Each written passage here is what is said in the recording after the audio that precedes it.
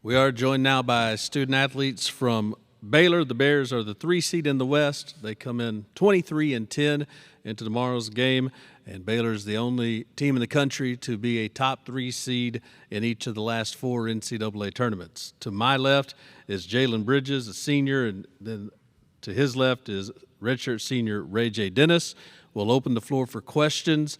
Raise your hand. We'll get a microphone to you. Please start with your name and affiliation and which student athlete you're directing your question to. So you'll get a hand up. We will get you guys microphones and get started.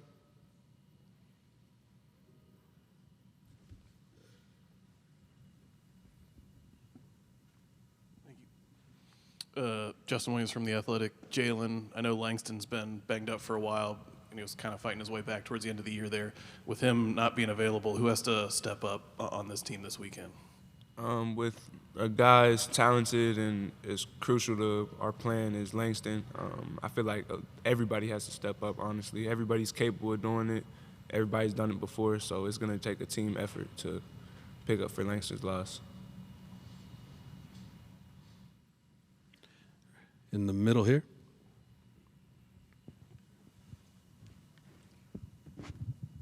Ray J, what have particularly the freshmen, Jacoby and Eve, meant to the team this season? And I guess what gives you belief that they still have, a lot of really good basketball in front of them in the tournament? I mean, obviously they're super talented freshmen, and they've been huge, and a huge part to everything we've done this year. And honestly, I think throughout the year they both have grown tremendously, physically and mentally. And I really think they're like sophomores or older guys now. That's the way I look at them. So I think their best ball is ahead of them. Therese Walker, the Associated Press. For RJ and Jalen, is there somebody on the team who's responsible for setting up the handshake line during introductions? And how intricate can they be? Does everybody have their own version of that handshake? You got it. We don't. We just do our little clap when we're going out. We have like a little rhythm that we like to keep. We don't have any. I personally don't have any like specific handshakes with anybody because I'm gonna end up forgetting it, and I don't want to be embarrassed. So I don't know about him, but I don't have any handshake with anybody. Yeah, kind of similar. I think everybody on our team has like different handshakes with different guys, but like everybody doesn't have one with everybody, so it just kind of depends. Foster Nicholas, Baylor Lariat. Ray J, how much does, this day mean to you? Didn't have to shoot around at the neutral site for Big 12s. Just how big is it to get settled in here? No, it's great, obviously, to be able to shoot around and get a feel for the building before you play. But, I think we're more excited about playing and actually getting able to roll the ball out, whether we have a shoot around or not.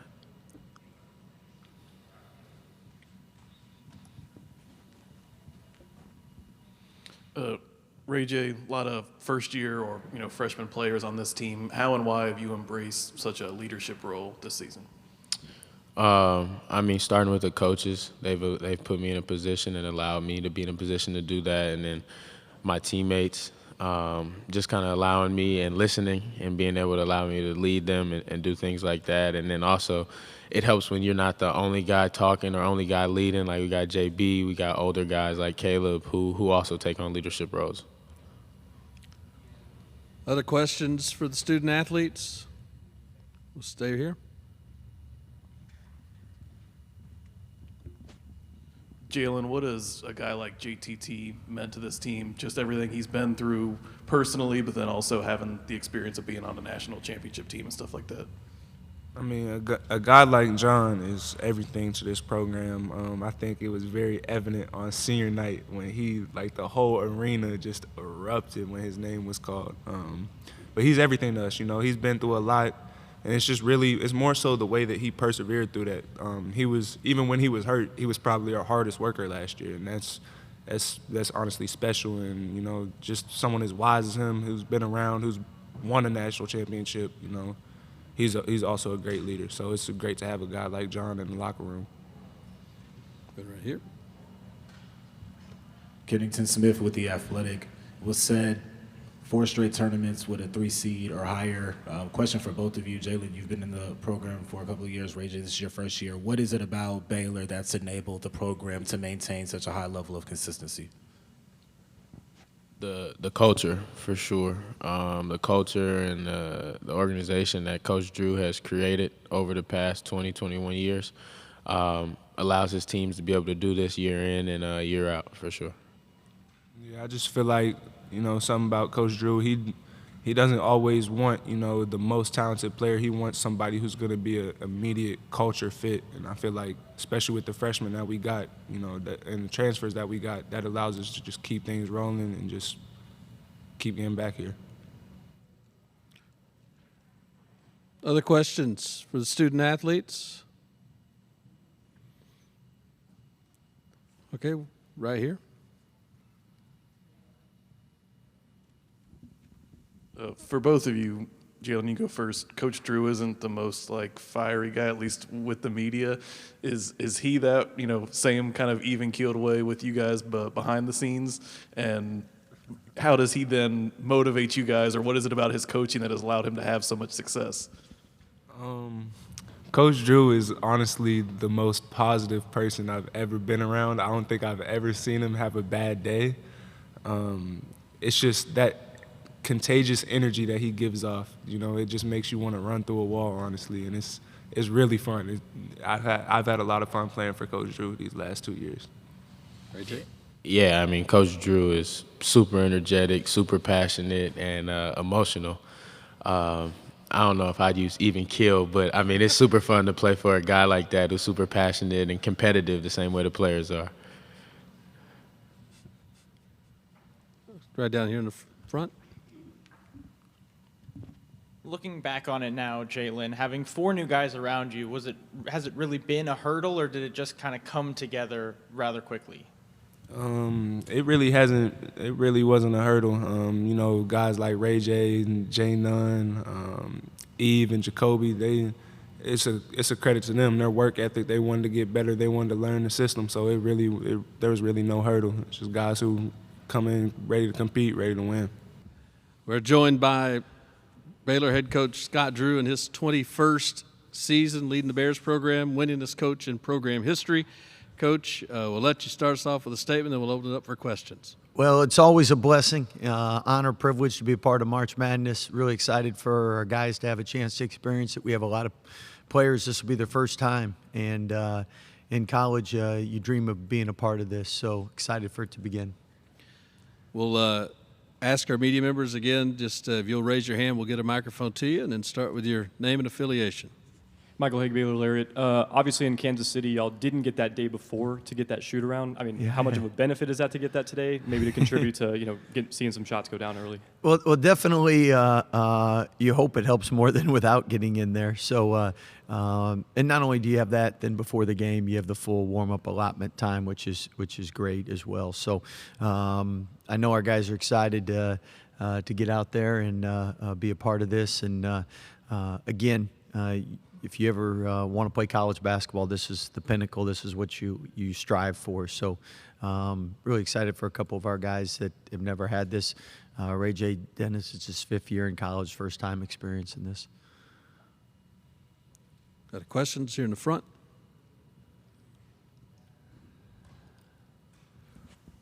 Justin Williams from The Athletic.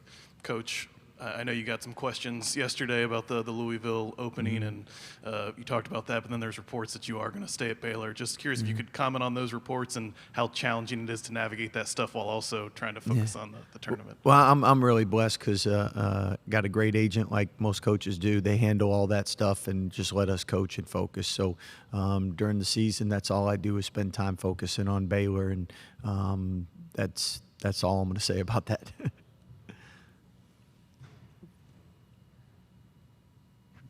Foster Nicholas, Baylor Lariat. Coach, at the beginning of the year, I mean, the storyline was kind of having 4 new starters, and where do you go from there? And looking back, has that been as much of a hurdle as you thought, or did the guys kind of adjust a lot quicker? Depends which game you would ask that question after, but I know the one thing that is exciting as a coach, whenever you have as much turnover there's a lot of first-time experiences for everybody, and you always remember your first-time experiences more than year 2, 3, 4, and 5. So it's a blessing to go through some of this stuff with the guys for the first time. As a staff, we can shed some more wisdom, knowledge on what they might be feeling, going through. At the same time, that there's that youthful energy of first-time experience and things, and that's where the Big 12 conferences, like all conferences, are competitive, and you feel it prepares you for the NCAA tournament. But being a part of the Big 12, there's really no environment you're going to walk into and be intimidated this time of year. You're in center.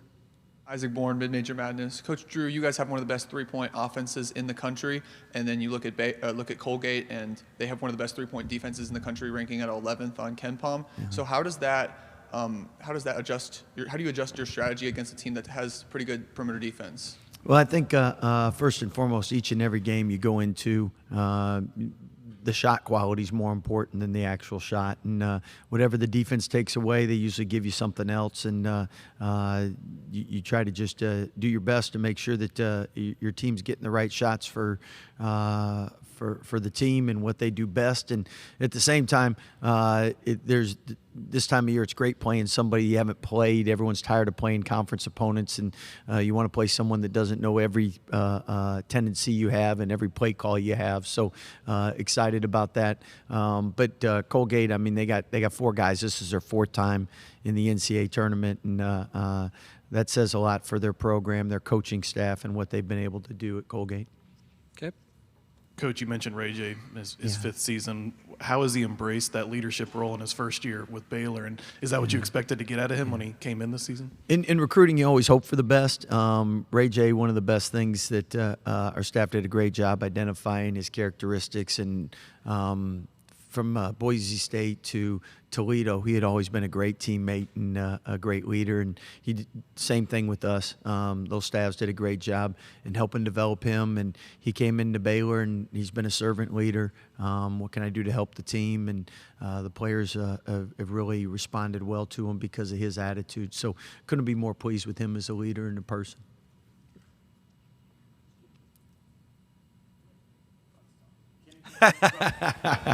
Okay, you're good now. Okay, I'm good. Kennington Smith from The Athletic. Kind of along those lines, Jalen said that when you're constructing your roster, you seem to prioritize culture fit maybe over just raw talent. I'm curious, what makes a player a culture fit within your program? Well, we got a culture, joy, Jesus, others, yourself, servant leadership, guys that want to be coached, want to work, want to get better, want to be in the gym, most of all like one another. And I think if you make the NCAA tournament, you probably have a team that likes one another. And identifying that, I mean, parents can understand when you have kids, you want them to hang around other kids that make them better and bring out the best in them. And we're looking for the same thing. A team that likes one another, can bring out the best in one another. And we want to be around every day. You spend a lot more time in practice than you do actually in playing games. So you want to have energy givers and people you enjoy working with. Teresa Walker, the Associated Press. Scott, you talked about your agent dealt with that one portion of your job. But with this day and age, the portal opening, you're trying to prepare for a tournament game, trying to keep players looking around. How crazy is this week become for a head coach? And is there any thoughts to help maybe fixing some of this to make it a little bit more manageable? Yeah, I know I try to stay in my lane and focus on what I can focus on. And I know that with the portal coming open, every team playing would prefer the portal comes open after season's over because you want to focus on your team. And they come to, in our case, Baylor University to play in NCAA tournaments and have a chance to make a Final Four and win a national championship. And to give your players anything less would be wrong. And so that's why you're locked in and focused on that. But again, part of our job is always recruiting. So you're always gonna spend some time just with the portal. It makes it. I mean, as you saw, what was it, 450 names in the first day, or whatever. And I'm sure that'll keep going up each and every day. and I understand the flip side, that the teams that are done playing right now want to recruit and want to find out who's staying, who's going. So I don't know if I have any right answers. I can just tell you, if you're playing now, you want to spend time with your team and not focus on the portal as much. To our right. Hey, Coach, Parthopadia from the Daily Memphian here in town. With Yves Missy, what's that been like molding him and developing him, and where have you seen him kind of grow most, both on the court and off? Yeah. Well, Eve, our staff did a great job identifying somebody that not only fits our culture, but unbelievable talent. And each and every day you feel like you're seeing a highlight that's a top 10 play of the day, possibly in practice. So that's exciting. But he deserves all the credit for putting in the work, being really coachable. And he's one of those guys you only have to show him once, teach him once, explain it once, and he does it. And for someone that's only played basketball for 2.5, 3 years, being the second best scoring big in his high school team to now one of the best players in the nation, his future is really bright, and hopefully we get a chance to coach him through the month, because every week he gets better. Other questions for Coach Drew? We'll start right here, and then we'll go right there. Coach, JTT, what has his presence meant for this team, just everything he's been through, but also having been on a national title team? Yeah, thanks for asking about John. Jonathan Chamwachach was one of the few guys with the national championship ring in college basketball, and there's a shirt, Walking Miracle, and literally he is, for what he's overcome. And he's somebody that continues to inspire, motivate, lead every day. And even though he's not playing as much as he did earlier in his career, he's unbelievable leader, and somebody that's really helped Eve and Josh every day with his wisdom, knowledge, but also he doesn't do anything at half speed. Everything he does is 100%, and one of the hardest workers you'll ever be around, one of the favorite players I've ever coached, and he's going to be really successful whatever he does the rest of his life, because he's a great young man. So thanks for asking. Right here, Coach. What does it say about, for Langston? Obviously, he's going through so much adversity, but, I talked to him a couple minutes ago, and he says, God still has a plan for me. I mean, what does it say about that, and even, to still have him be able to even lead from the sideline, I guess? Yeah. He's obviously been through a lot, but his foundation, spiritual foundation, has really helped him. And I tell you, he's been a great I know he doesn't like to be called a coach, but he's done a great job coaching.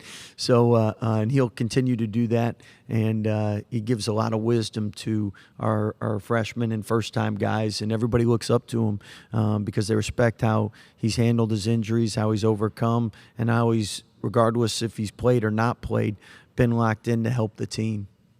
We're inside our final 5 minutes with Coach Drew. We're going to the back. Hey, Coach. Mark Giannotto from the Commercial Appeal here in Memphis. I'm curious, this is your 21st season at Baylor. Do you feel in this day and age like almost like an anomaly? I know there's some other coaches within the big, Bill Self's been at Kansas a long time, but, and, with this, we've had like kind of a generation of great coaches kind of retire in the last couple years. Like, do you think about that at all? Because it feels like you're maybe the next sort of generation of long-standing coach here. Do you think about a responsibility in that way, and just sort of what the landscape is like to have a job for 21 years like you have? Well, first and foremost, really blessed and privileged to work with great coaches and great players, because without them, there is no 21 years. And second of all, your family has to sacrifice a lot. And my wife, for nights that you're gone recruiting, and how she's raised the kids that allow us to build a program for 21 years. At the same time, coaches that start to look back usually don't go forward very long. So we're always focused on the next day, and how can we constantly improve and get better. One thing I've always respected since I got in the profession, my dad, Naismith, Basketball Hall of Fame, always talked about making the game better, and I'm on several committees and always try to help with or give thoughts or ideas, inputs, recruiting calendar or whatnot.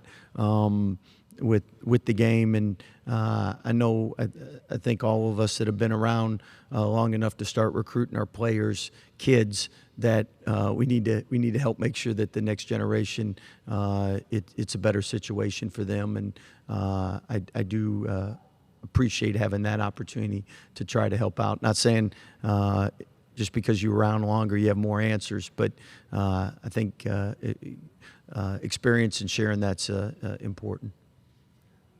Go stay in the back. Sorry, have you ever, maybe not getting into specifics, have you ever come close to leaving, and what has kind of pulled you back? I think people here in Memphis might actually be interested in that because there was it's a long time ago now, but there was rumblings of 16 years ago, the same type of story that popped up yesterday was popping up related to Memphis. And obviously you've been at Baylor all this time, but what pulls you back, I guess, without getting into specific of how close? But well, I think first and foremost, I went to Baylor because prayed about it and felt led to go. And at the end of the day, when God says go, retire, whatever He says, that's all I want to do is be in His will. Number one.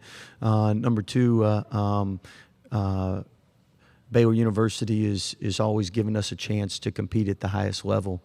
And as a coach, if you love the people you're with and you have a chance to compete at the highest level, that's all any competitor wants. And I mean, when our staff got to Baylor, our goal was to get to Final Fours, win national championships.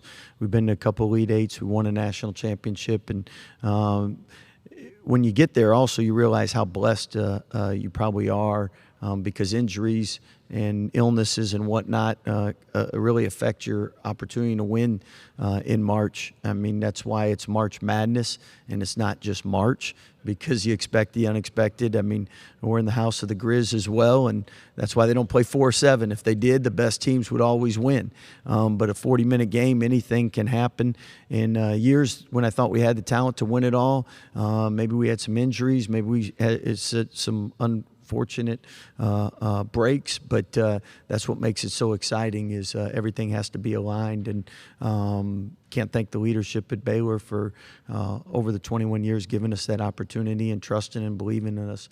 And last with that, the great thing is Baylor is the largest Baptist school in the nation, has a great niche, and we prepare champions for life. It's spiritual, it's academic, it's character formation, athletic. And as a coach, some of the best compliments you can ever get is when past players 15, 20 years ago come back and still ask for opinions or advice, or say, I remember when you said this, and it's really true. And now there's a lot of times they say, Scott, you were wrong on that, but it's great to hear every once in a while you get something right. Last one. Coach, the schedule worked out with Grand Canyon getting the late game. How excited Thanks for were the you help to, with that. Yeah. how excited were you to see that you're going to have a chance to watch? And have you talked to your brother at all about this week? Yeah, I'll always talk to my brother, and the only thing perfect is in the same area but not playing each other. Spokane, I'm much more excited that we're in Memphis. We got better ribs down here, and anyway, really excited for them as well. Makes it tougher for my dad to figure out travel, though. Spokane to Memphis, no direct flights there.